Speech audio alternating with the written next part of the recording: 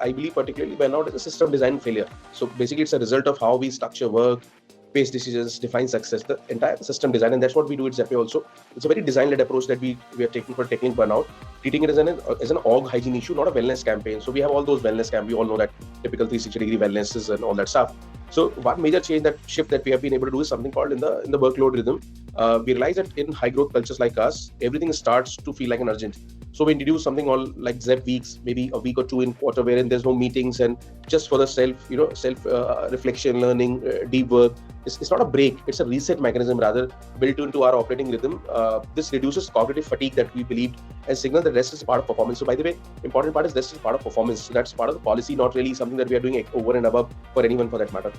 The second interesting thing that we have actually built is something called role heat maps. So basically, every manager, particularly for managers, so instead of just headcount planning, we map emotional and cognitive load, looking how many simultaneous decisions nodes a manager owns. So there's a manager, how many decision nodes that he owns, how much context switching it requires, how many people he, that way he or she has the reporting to, how many dotted line dependency that they manage. So it's kind of a role heat map. So depending upon that data or the kind of heat map, that allows us to redistribute responsibility sometime, and to an extent that sometimes we delay, if at all possible, maybe a couple of days for any project for that matter, if somebody is really, really nearing that cognitive overload that we're talking about.